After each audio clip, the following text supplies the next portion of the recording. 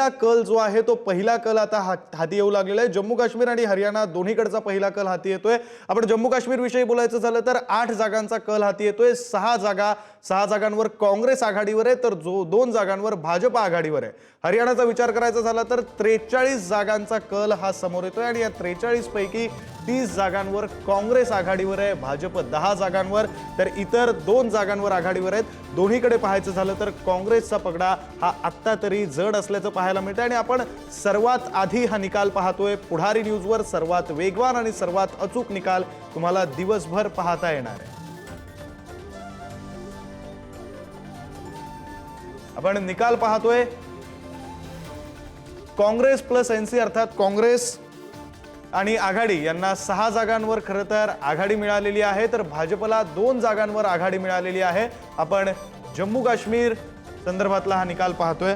काँग्रेस आणि national conference 6 जागांवर आघाडीवर आहे। 90 पैकी 8 जागांचा पहिला कल हा हाती आलेला आहे आणि त्यापैकी 6 जागांवर काँग्रेस आणि मित्रपक्ष एनसी हे आघाडीवर आहेत तर भाजप 2 जागांवर आघाडीवर आहे।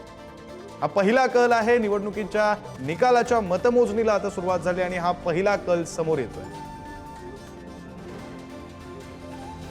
हरियाणा आणि जम्मू काश्मीर या दोन्ही निवडणुकांच्या राज्यांच्या विधानसभा निवडणुकीचा निकाल आता निकालाला सुरुवात झालेली आहे, मतमोजणीला सुरुवात झालेली आहे। पहिला कल हा आपल्या हाती आलेला आहे।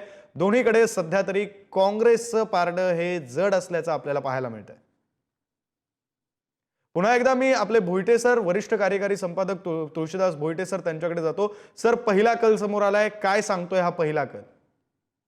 की अनेकदा एक्झिट पोलवर टीका होते, एक्झिट पोल कसे एक्झॅक्ट ठरत नाही अशी टीका होते, मात्र यावेळी प्राथमिक कल दिसतात अर्थात हे पोस्टल बॅलेटचे असतील, टपाली मतांचे कल असतील विक्रांत, त्यात जे स्पष्ट दिसते आपल्याला की नॅशनल कॉन्फरन्स आणि काँग्रेस यांची आघाडी 6 जागांवर तर बीजेपी 3 जागांवर आघाडीवर दिसते। त्याचवेळी भाजपा हरियाणा 10 जागांवर, काँग्रेसची आघाडी 9 आणि इतर 3 जागांवर दिसतात। आताचा हे ताजे आकडे आहेत त्यामुळे एक्झिट पोल नेमकं जे सांगत आहेत त्याप्रमाणेच घडतंय का तर अजून तसं म्हणता येणार नाही। मात्र हरियाणाचे जे आता दिसतात 47 जागांचे कल त्यामध्ये आपल्याला स्पष्टपणे दिसतंय की काँग्रेस 32 भाजपा 13 म्हणजे एकंदरीत एक्झिट पोल हरियाणाच्या बाबतीत सध्या तरी एक्झॅक्ट कल दाखवणारे ठरले होते असं म्हणावं लागतंय विक्रांत। बरं, मी पुन्हा एकदा धर्मपाल मेश्राम यांच्याकडे जातो जे भाजपचे प्रवक्ते आहेत। तुम्ही असं म्हणत होतात की कल काहीही सांगत असले, एक्झिट पोल काहीही सांगत असले तरी सुद्धा भाजपचीच सत्ता येणार। आता पहिला कल हाती आल्यानंतर एक्झिट पोल हे अचूक होते असं पहिल्या कलावरून तरी म्हणावं लागतंय, काय प्रतिक्रिया?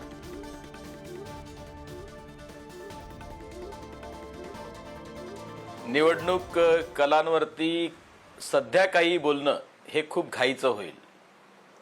आता ही मतं टपाली आहेत की नेमकी पहिल्या राऊंडची आहेत की नेमकं काय आहे ते स्पष्ट झालेलं नाही आणि त्यामुळं आत्ता काही बोलणं एकदम सोयीचं होईल असं मला वाटत नाही। तरी देखील हेच खरं तर या देशाच्या लोकशाहीच्या यशाचं गमक आहे।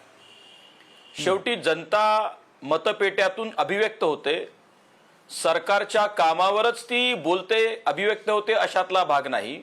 अनेक पद्धतीची कारणं असू शकतात, असतीलही आणि जो काही निवडणुकीचा निकाल येईल तो आम्हालाच काय किंवा सगळ्याच पक्षांना अगदी प्रामाणिकपणे आणि निशंकपणे मान्य करावा लागेल। तो आम्ही निश्चितपणाने मान्य करू। परंतु आत्ताच्या पहिल्या फेरीचा जर विचार केला किंवा या प्रथम टपाली काय जे काही पद्धती असेल मतदान मोजण्याची त्याचा जर विचार केला तर आपल्याला आत्ताच काही बोलणं हे संयुक्तिक होणार नाही। निश्चितच मी अजूनही आमचा सगळ्यांचा विश्वास असा आहे की भारतीय जनता पक्ष दोन्ही राज्यांमध्ये अगदी स्पष्ट बहुमतामध्ये आपलं सरकार बनवेल। बरं, स्पष्ट बहुमत भारतीय जनता पार्टीला मिळेल असं तुमचं म्हणणं आहे। आता आणखी अपडेट समोर येत आहेत। हरियाणात काँग्रेसचे आदित्य सुरजेवाला हे आघाडीवर असल्याची अपडेट समोर येते तर हरियाणात कुस्तीपटू विनेश फोगाटही आघाडीवर आहे। अगदी काही वेळापूर्वी भोईटे सरांनी विनेश फोगाट यांचा उल्लेख केला होता तर हरियाणात मुख्यमंत्री सैनी सुद्धा आघाडीवर आहेत। विनेश फोगाट यांचा उल्लेख भोईटे सरांनी खरं तर जे नरेटिव्ह हरियाणामध्ये या निवडणुकीत चाललं त्या नरेटिव्ह विषयी बोलताना त्यातल्या पहलवान या मुद्द्याविषयी बोलताना विनेश फोगाट यांचा उल्लेख भोईटे सरांनी केला होता। विनेश फोगाट या काँग्रेसच्या उमेदवार आहेत आणि त्या सध्या आघाडीवर असल्याचं समजतंय। पुन्हा एकदा आपण कलांची आकडेवारी पाहूया. जम्मू काश्मीरमध्ये 22 जागांचा कल हा हाती आलाय. त्यापैकी 11 जागांवर काँग्रेस आघाडीवर आहे. भाजप 8 जागांवर, पीडीपी 1 आणि इतर 2. सध्या तरी काँग्रेसची आघाडी पाहायला मिळते. तर हरियाणामध्ये 53 जागांचा कल हा हाती आलेला आहे. 90 पैकी 53 जागांचा कल हाती आलाय. त्यापैकी 35 जागांवर काँग्रेस आघाडीवर, भाजप 14 जागांवर आघाडीवर असल्याचं पाहायला मिळतंय.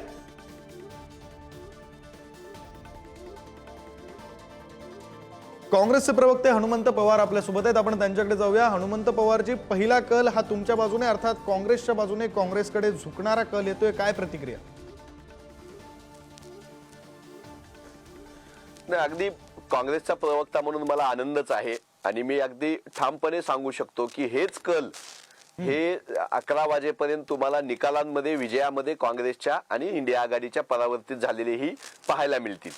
ही वस्तुस्थिती आहे की हरियाणामध्ये 10 वर्षामध्ये भारतीय जनता पक्षाचं जे सरकार होतं त्यांनी शेतकऱ्यांपासून, युवकांपासून ते खेळाडूंपर्यंत सगळ्यांना छळण्याचं काम केलेलं आहे. साधा मुद्दा होता की आता भारतीय जनता पक्षाच्या जाहीरनाम्यामध्ये आम्ही भाषणं ऐकत होतो भारतीय जनता पक्षाच्या मंत्र्यांची, आमदारांची, त्यांच्या नेत्यांची. ते आता म्हणत आहेत आम्ही MSP न तुमची 24 पिकं आम्ही खरेदी करू. 10 वर्ष तुम्हाला सत्ता होती. शेती हा हरियाणाचा मुख्य स्रोत आहे. देशभरामध्ये हरियाणाची शेती ही नावाजलेली शेती आहे. शेतीच्या प्रश्नावर जर हरियाणा मधला शेतकरी इतका रस्त्यावर उतरला होता, इतका असंतोष होता, तर 10 वर्षामध्ये भारतीय जनता पक्षानं हमी भावाबद्दल काय केलं हा प्रश्न गावोगावी विचारला गेला. भाजपाच्या लोकांना उत्तर नाही देता आलं. हरियाणामध्ये सांगत होते भाजपाची मंडळी आम्ही 2 लाख नोकऱ्या देऊ म्हणून. 10 वर्ष तुमची सत्ता होती. 1,70,000 नोकऱ्या ज्या जागा रिक्त झालेल्या आहेत अशा जागा तुम्ही 10 वर्षामध्ये भरलेल्या नाहीत आणि निवडणुकीच्या तोंडावर तुम्ही युवकांना सांगताय की आम्ही 2 लाख सरकारी नोकरी भरणार आहोत म्हणून. तर तिथल्या युवकांना अग्निवीरच्या नावाखाली जे फसवलं गेलं, आता भाषणामध्ये सांगत होते भारतीय जनता पक्षाचे आमदार की आम्ही अग्निवीरांना पूर्ण वेळ नोकरी सरकारी द्यायचं घोषणा करतो. 10 वर्षामध्ये तुम्ही अग्निवीर सारखी योजना आणून अगोदर विद्यार्थ्यांना, आमच्या युवकांना बेरोजगारीच्या खाईमध्ये लोटण्याचं पाप केलं आणि परत आता सांगताय की तुम्हाला आम्ही पूर्ण वेळ सरकारी नोकरी देऊया.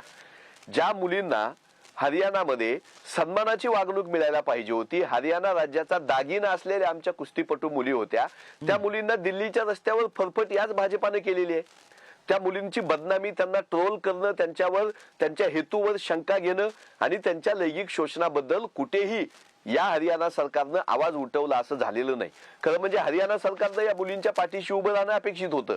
महिलांचा अपमान, शेतकऱ्यांना MSPच्या नावावर फसवलं, त्यांना लाठीचार्ज केला. हरियाणामधून दिल्लीला न येऊ देण्यामध्ये हरियाणाच्या सरकारनं रस्त्यावर खिळे या सरकारनं ठोकलेले होते. पोलिसांचा फौजफाटा या सरकारनं लावलेला होता. लाठीचार्ज या सरकारनं केलेला होता. तर हरियाणामधला शेतकरी, हरियाणामधला युवक आणि हरियाणामधल्या महिला, माता भगिनी या सरकारचा अत्याचार विसरलेले नाहीयेत. बॅलेट पेपर मधून या सरकारच्या विरोधामध्ये हरियाणामधली जनता उतरलेली आहे. भाजपाचा पराभव अटळ आहे.